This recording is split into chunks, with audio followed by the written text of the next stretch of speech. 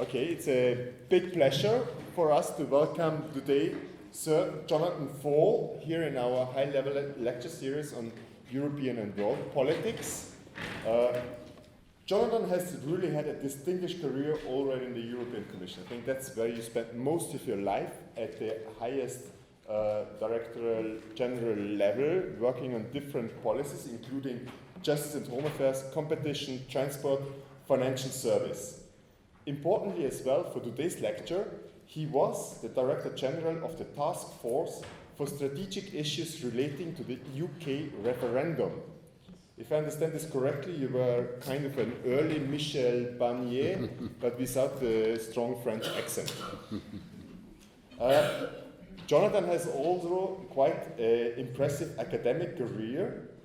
For instance, also he worked as a visiting lecturer at Sciences Po, University of Cambridge, and many other places. And in 2007, Sir Jonathan was knighted, I hope I pronounce it correctly, in the Queen's Birthday Honoris List for services to UK relations with the EU. I think that's a big honor for any British citizens. Congratulations to that. At present, he works as an advisor at Brunswick Group and is actively involved in the Brexit process. For instance, recently he was trying to find an alternative to the famous Irish backstop solution, which is no longer of relevance, but when this was a hot issue, you were there. So I think it's a great honor to have you here talk on this issue 1 week after the UK elections. I think we couldn't have chosen a better timing as well, and we look very much forward to your insights. Thank you. Thank you, Florian, and good evening to you all. You didn't say, but I want to point out that I have a long association with this university, and I'm very honored to be invited to give this lecture and pleased to be here this evening. Now, some of you know my country well. Some of you may even be British, I don't know. Some of you may have thought you knew it well.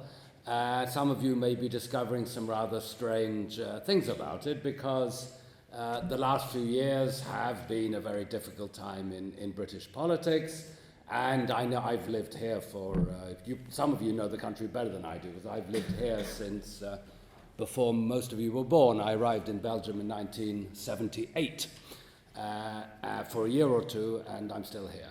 Now, one of the challenges that I have faced in recent years is explaining Britain to my friends.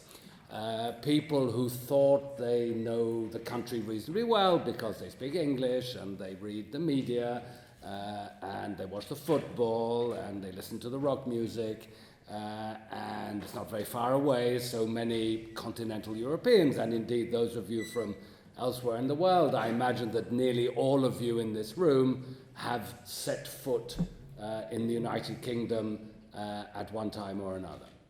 Now, what has happened since 2015, I suppose, which is only 5 years ago, has been an extraordinary series of challenges to the British political system, the British constitutional system, and the British judicial system as well. This is a subject which Florian and I were discussing this earlier, which I think students and researchers will be looking at for many years, both in political science, in law, in constitutional issues. It's been a fascinating insight into, fortunately, a peaceful international challenge. I was going to say conflict, that's not quite the right word, which has proved very difficult and is still not yet resolved.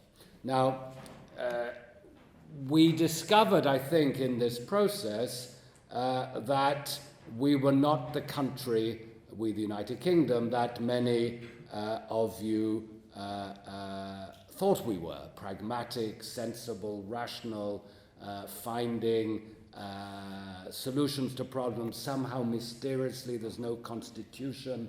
Most of you are from countries, I imagine, where you have a written constitution. And it doesn't answer all the questions that arise in the politics of your nations, but it answers most of the simple questions about the mechanics of government. Well, we don't have a constitution in the United Kingdom, or rather, we have one, but you can't read it in a book. You can't find it in a library. It is a mixture of laws which over time have come to have some special status which makes them more important than ordinary laws, of court judgments, of conventions, customs, of letters to the newspapers at the beginning of the 20th century explaining what might happen if the Queen has to choose someone to form a government. The Belgians among you will know how complicated a government formation process is. The UK, unlike you, normally does it quite quickly, but we don't have, as you do, a whole system set out constitutionally and now, I suppose, by custom as well, because, and we'll come to this when we think back to the events of last week, when I talk about the particular features of the British electoral system, which have, once again, by the way, given the country a very significant commanding majority for one party, while in fact they didn't even get 50% of the seats or the votes in the parliament. But that, I'm sure you will all understand. I'll come to that in a minute. And the UK has become, Belgium has changed a lot in the many years I've been here, but the UK has also changed quite a lot. It has become a very decentralized country in the last 10, 20 years, with considerable devolution, as we call it, of power to Scotland, a little less to Wales, and a remarkably rather Belgium-like political structure created in Northern Ireland to reflect the divided nature of that part of the UK, which is also part of the island of Ireland. And we'll come back to that in a minute. The one thing that we don't have in our wonderful constitutional system is England.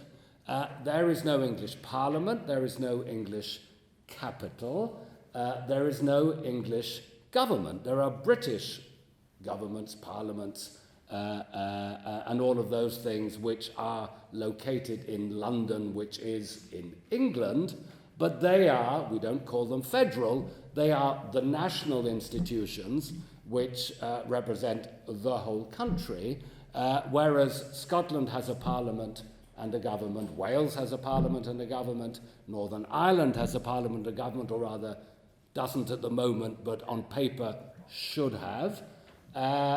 England doesn't.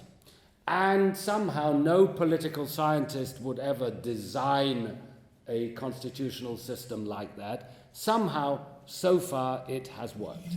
The question which I think we have to ask after the events of the last 5 years is it still the case that this system works well under strain? Maybe it does. It may be that if the Brexit settlement over the next 12 months works out satisfactorily, the people will look back and say, well, it was difficult to begin with, but after 2 elections, they found their way through. That's the way the British system is supposed to work.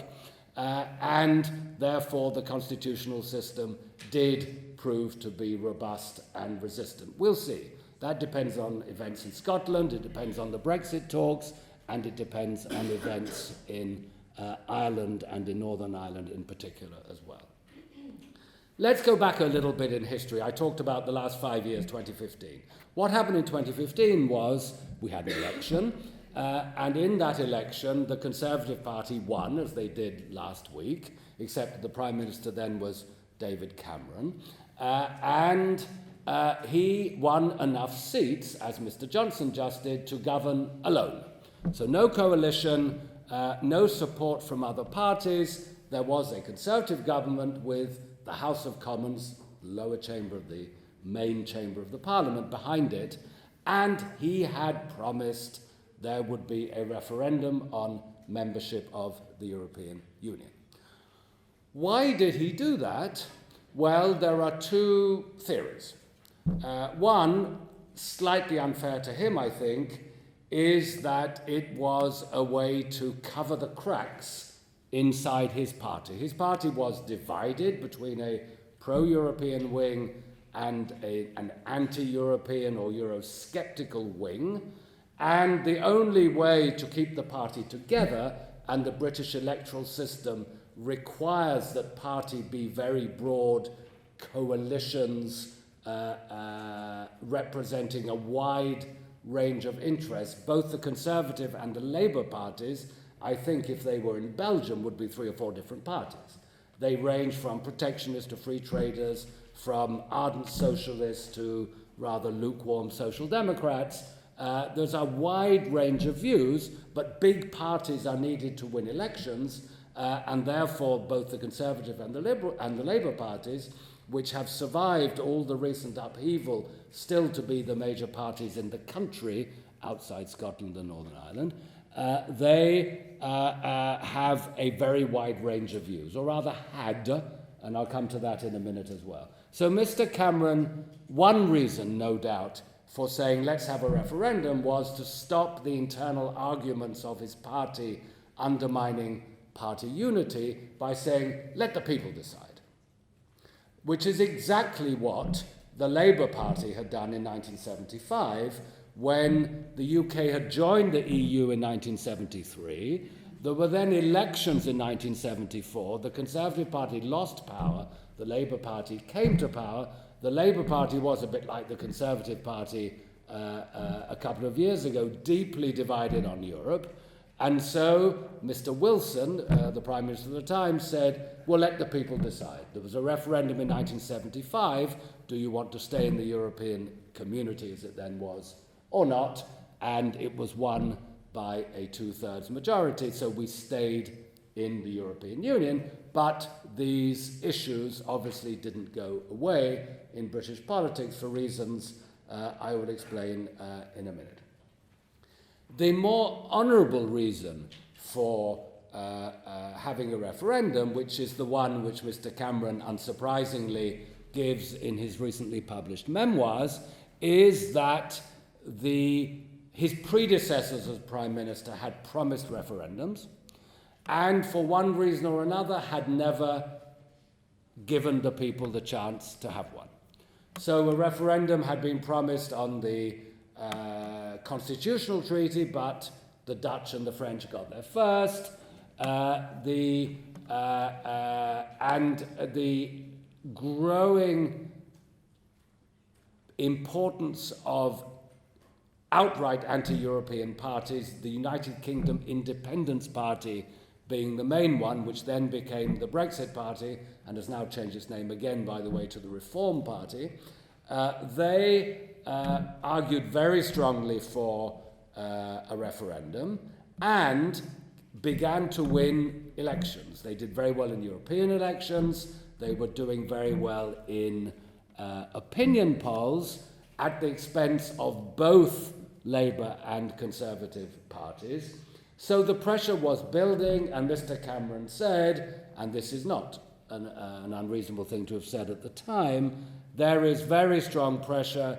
The people decided to stay in the European Union back in 1975, but the European Union is a very different place these days. How is it different? Well, it's obviously much bigger than it was then. The UK was joining 6 countries. Now there are 28, so it would be 27. So the EU has enlarged enormously. And the euro has arrived, Schengen has arrived, the EU has a flag, it nearly had a constitution. People felt, maybe wrongly, maybe unfairly, that the EU that we had joined in 1973 was a rather different place from the one which had developed over time and was the European Union as we know it today. This brings me to a big question, which is how different is the UK from other European countries? Is that little strip of water not very far from here, 30, 40 kilometres at its narrowest point, 21 miles for the Brits here, I think, from Dover to Calais, how significant is that? Are the British really different from other Europeans?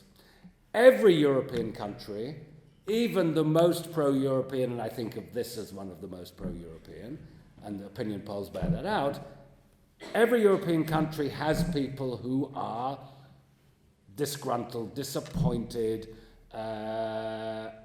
some of which want to go so far as to leave the European Union. One of the interesting results of Brexit is that those numbers have dropped in countries where there used to be quite large numbers of people supporting, Danexit in Denmark or Nexit in the Netherlands, choose your country. Those numbers, of course, have gone down because the mess that Brexit has caused so far puts people off. But the British aren't alone in thinking that the EU has gone too far, is a symbol of and a vehicle for globalization which has alienated decision-making from people in their local communities, in their places of work. People think the European Union has handled the migration crisis or the financial crisis or the economic crisis badly. Perfectly reasonable points of view.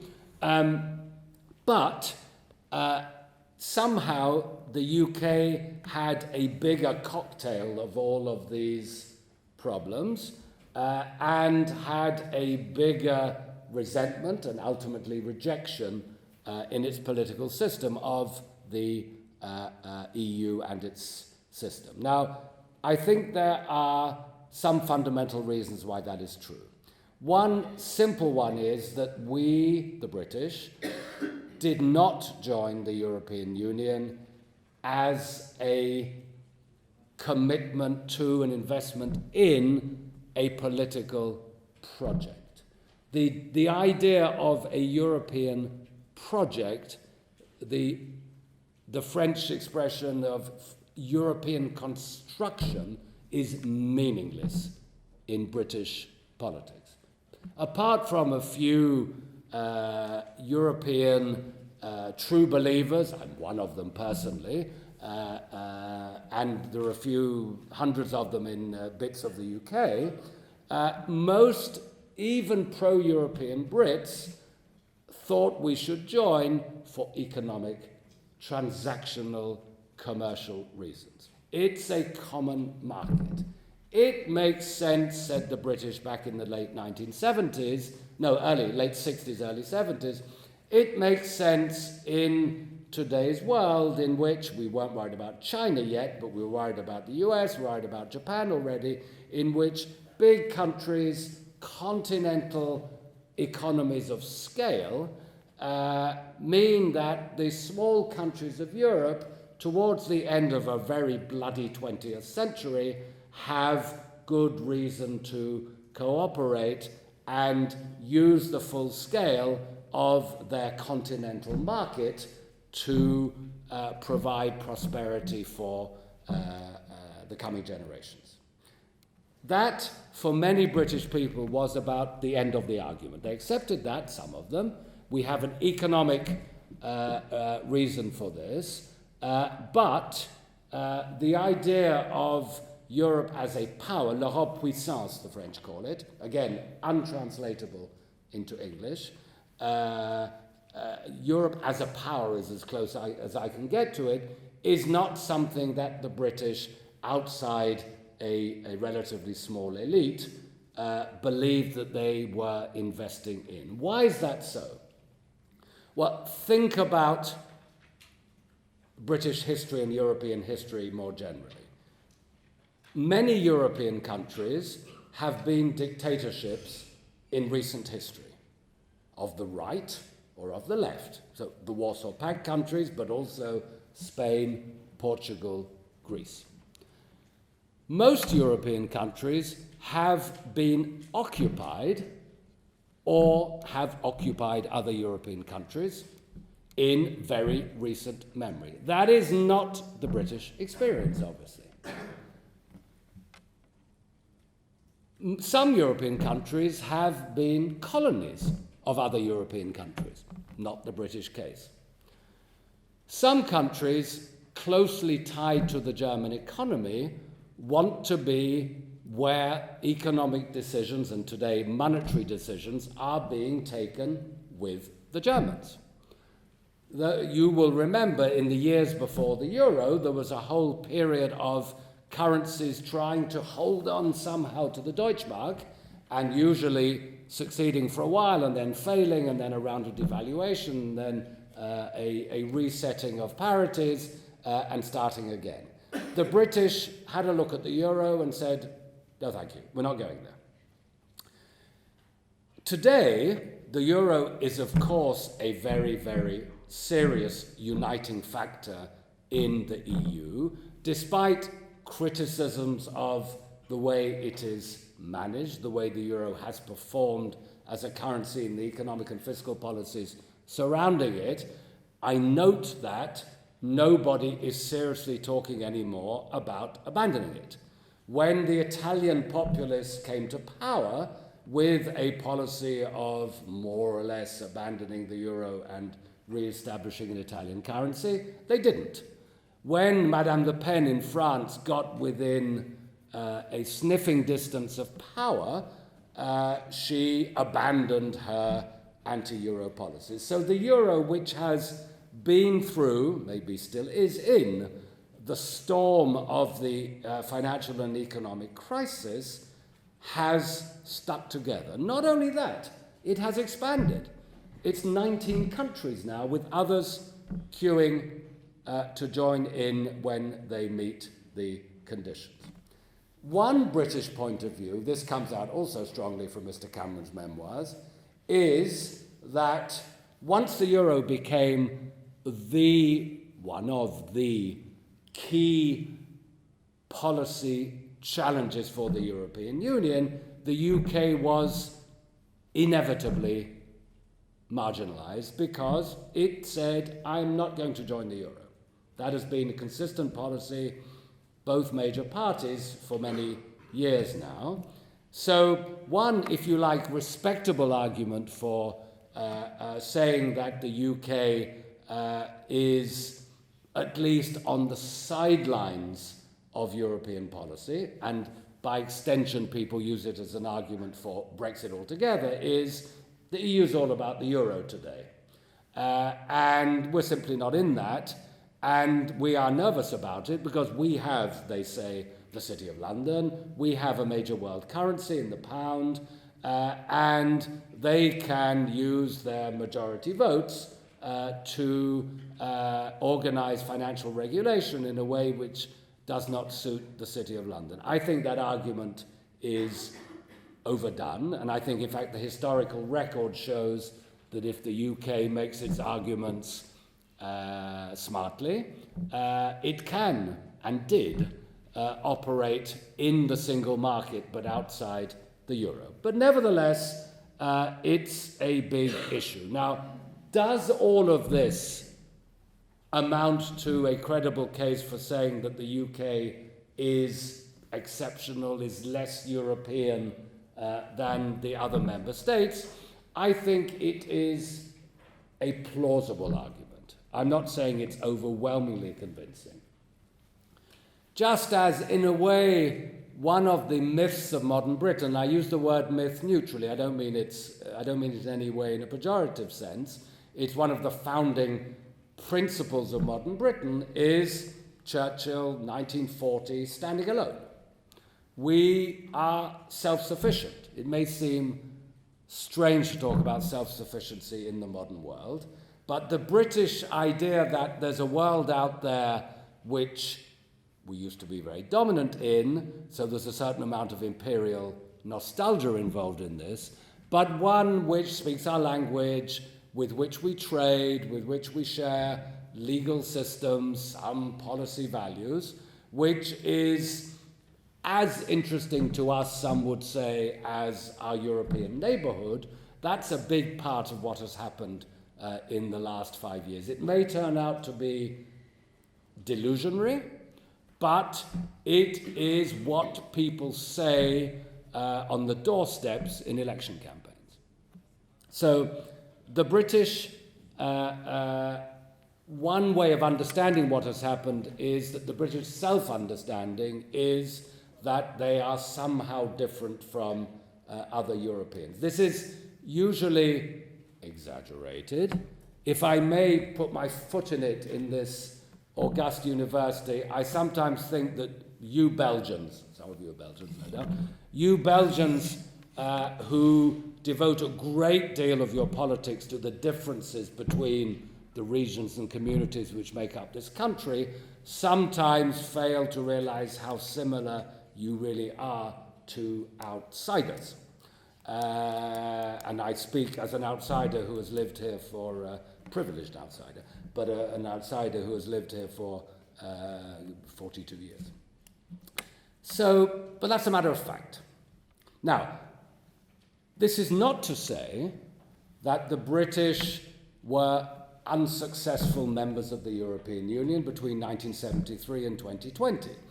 They were awkward, difficult, they wanted opt-outs, they wanted opt-ins, they didn't join the Euro, they didn't join Schengen, but they also contributed rather distinctive policy inputs into a wide range of the EU's activities.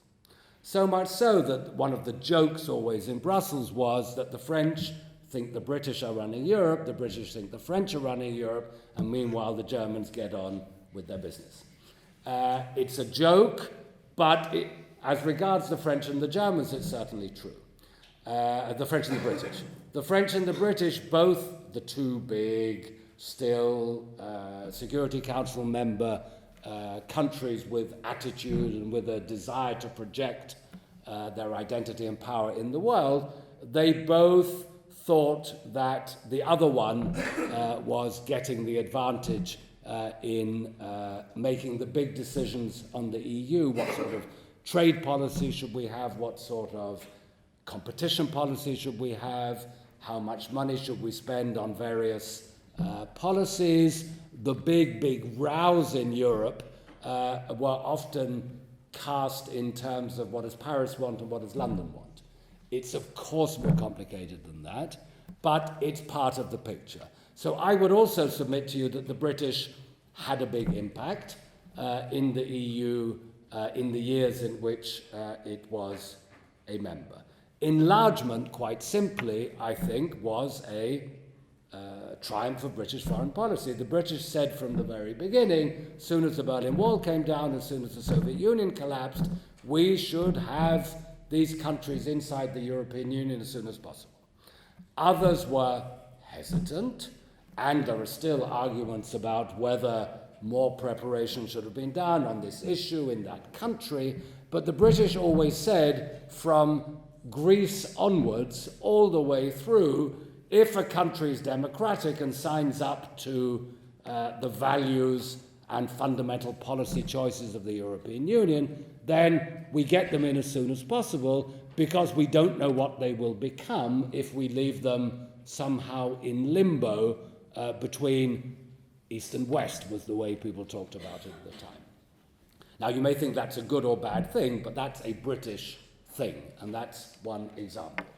A competition policy based on competition as the key question when you look at a merger or a state aid or an agreement between companies, that's a British thing too, may well change now in the coming years.